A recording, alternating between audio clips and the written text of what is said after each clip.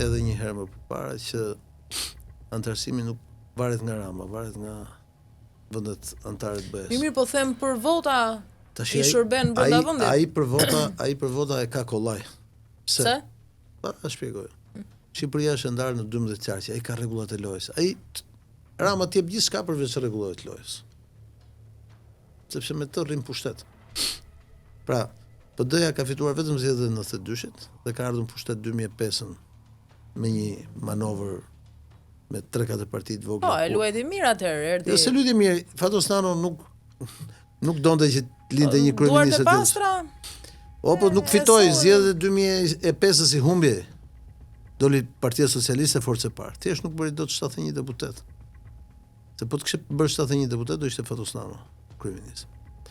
Në 2009-ën ide me njëjta gjë, por ndjes pas Dritan Prifti doli dha një intervista, qofse Sali Berishës do i duhet të vota ime për 71 unë e kam dhe detyroi Ilir Metën që bashkë me Nasip Naçon dhe Lefter Kokën të bënin atë kaçën e deputetëve ku LSI-ja hyri bashkëqeverisje.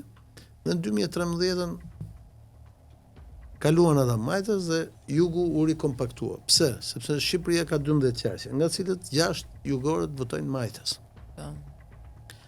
4 veriorët po ka numrin më të vogël deputetë votojnë djathtas dhe ngelet Shqipëria mesme. Durrësi dhe Tirana. Kështu që shanset që Partia Demokratike, vetë si Parti Demokratike, me listën e vet të marrë 71 deputet janë shumë të vogla. Them 0, po janë shumë të vogla. Për shkak të këtij sistemi. Por çfarë garanton ky sistem? Të garanton që këta kryetarët e partive të vazhdojnë të jenë ashtu siç janë sot, pronar partish. Prandaj këtu çështja e vetme nga këto zgjedhje do jetë çfarë do bëj Spaku deri ditën e zgjedhjeve, do godas apo nuk do godas. Dhe a do jetë e mundshme që Edi Rama të bëjë 71 deputet vetëm? Se është që edhe mund mos i bëj? Ai po pretendon për po unë tani mazhorancë të cilësuar. Nuk bën dot mazhorancë të cilësuar me këtë kod zgjedhor. Me këtë kod zgjedhor as nuk fiton dot thellë dhe as nuk humb dot thellë. Me proporcionalin rajonal. Ata e dinë mirë. Edhe njëri dhe tjetër, prandaj kanë bërë. Por i garanton atyre pushtete. Me vetëm diferencë që Rama është më i sinqert. Thot, ç'a votimi thot, më ç'a është ky votim thot. Vendosëm këtu kush do jetë, unë jam i parë dhe e ka hitë votimin nga Partia Socialiste. Ka 5-6 vjet nuk votohet më atje. Ç'a votimi thot, bëri një kështu ç'a quhej ajo deputeti që duam, shkruani emrin. Kurse Berisha përsërit edhe një herë Berishën që jemi mësuar një. Pra, bëri kandidim, votuan me një antar një vot. Për shembull, kryetari i Partisë Demokratike të Kavajës ishte njeriu më i votuar në gjithë qarkun. Për primaret e ke fjalën. Po pra për primaret. Po, e vërtet është. Edhe asnjë nga ata që fitojnë primaret nuk u fut listë sigurt. Pra, kjo është kot. Konfirmon këtë që them unë. Pra, ne nuk kemi një sistem demokratik. Ne kemi një sistem ku ka 2 parti, ndryshe nga koha e komunizmit ku kishte një parti. Nuk zgjedhin asnjë. Teorikisht ne zgjedhim vetëm kryetarët e bashkive.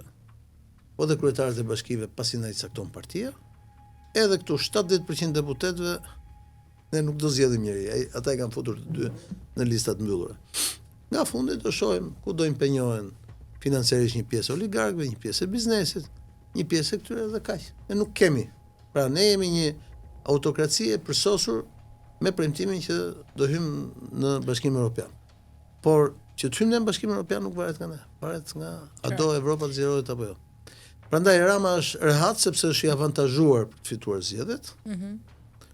Se sado të votojnë ata emigrantët e Londrës kundër Ramës, prap 2-1 del Kuks, nuk del dot ndryshe, qarku i Kuksit.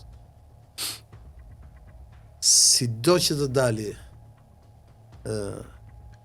Korça, ata të Selanikut Korç votojnë kryesisht, o 5-5 o 6-4 del.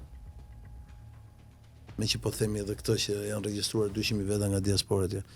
Vendi vetëm ku diaspora do mund të ndikoj pak, nëse do të ishin gjithë ato shifra bashkë, se ndryshe e ka Kosova. Kosova e ka të gjithin në një thes, pra proporcional kombëtar. Ne kemi proporcional rajonal ku ndahet.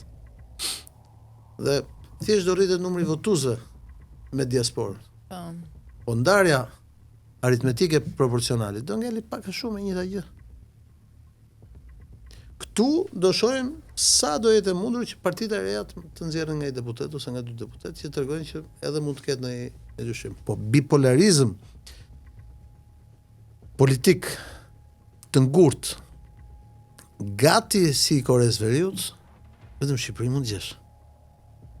Dhe bukura është që po i the njëri një gjë, ai thotë je bashkëpunëtor i tjetrit. Dhe po i the një gjë tjetrit, ai thotë je bashkëpunëtor i tjetrit. Dhe ndërkohë që ty të vjen më të hundës me të dy, sepse në këtë lloj forme kanë që nga 2008, po me sa duket do vazhdojë më gjatë, që kontrollin sistemin politik. Më thuaj ti kë ke votuar, kë ke zgjedhur ti në jetën tënde deri tani, ai që ke votuar. Asnjë. Mbyllet çështja e të zgjedhurve me ndryshimet kushtetuese 2008. Unë kam kandiduar për deputet para 20 vjetësh përballë Ilir Osmailit në Korçë në zonën 83. Kam humbur, atëherë zgjidheshin kandidatët kok më kok. Që nga atëherë populli shqiptar nuk zgjedh më asnjëri. Dhe gara për kryetar bashkie dhe këshilltarët bashkiak i kanë me listat mbyllura, merr mend. I vendos partia dhe siç ka thënë shoku im Taulan Balla, partia mbi Shqipërinë. Kështu e kanë kthyr sistemin. Fushatën si është shumë të tensionuar, duke qenë se është s'ka fushatë të tensionuar, është një fushatë e tensionuar. Domethënë secili e di që do njëra palë e di që do humb, tjetra e di që do fitojë dhe kaq, ë? Është e gjithë planuar. Jo, e vetmja gjë që po ndodh është që ata që nuk janë në listat sigurta, që vinë nga mbrapa, edhe nga majtas dhe nga djathtas po luftojnë me njëri tjetrin kush marri votat e elektoratit vet për të futur. Do ma komentosh pak garimin e Ilir Metës, edhe pse nga Burgu në listë hapur për Tiranën. Po bën logjik sepse është një njerëz që zgjedhjet e fundit i ka pasur të paktën 20 sa mijë vota në Tiranë, më përpara ka pasur edhe më shumë. Dhe me të drejtë thotë që po ti kem 10.000 vota, është i bi gjysma atyre që ka patur zgjedhjet e fundit.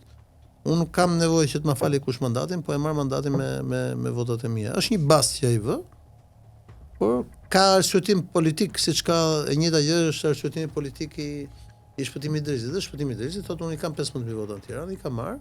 Atëherë çty njerëzit e mi që të punojnë dhe të votojnë është që të dalë nga mbrapa listës.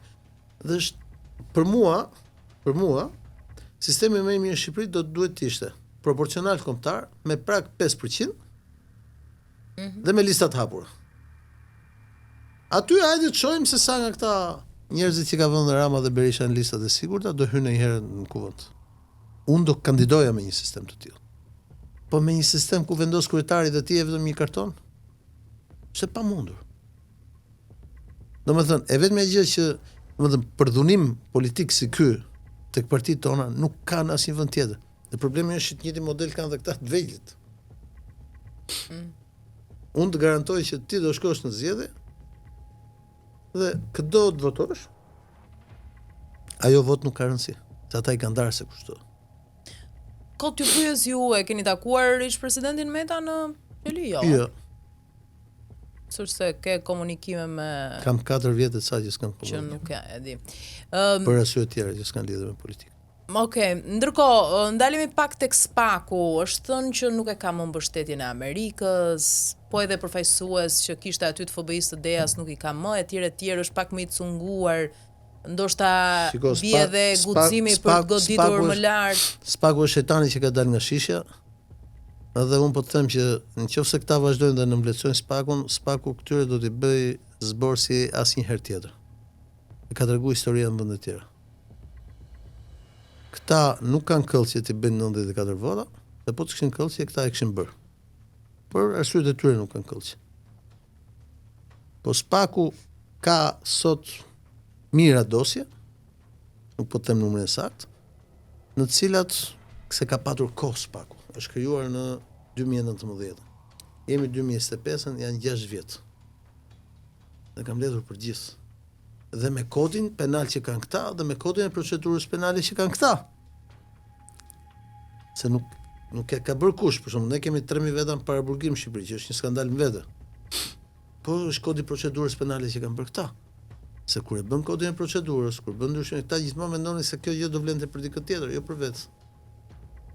Po mirë, ka nga ata që thonë që SPAK për shembull nuk e ngre dot stekën deri tek kryeministri. Do rrojmë, do shohim. Kanë thënë shumë steka tjerë dhe është ngritur steka. Po nuk e bën dot këtë sepse ai është në detyrë apo nuk ka s'ka prova për ta bërë, në sensin s'ka material. I vetmi institucion i mbrojtur me kushtetut pra nga çdo lloj hetimi është institucioni i kryetarit të shtetit. Kryeministri është sigurisht në momentin që merr mandatin popullor për të qeverisur është gjithashtu njëri shumë i mbrojtur nga vota popullore, por unë mendoj që tashmë palët e kanë kuptuar që nuk mund ta nënvlerësojnë SPAK-un. Kanë kuptuar thua? Ka një rrezik se jemi përballë një procesi jakobinizmi, që shumë i rrezikshëm, pra e dëmton politikët.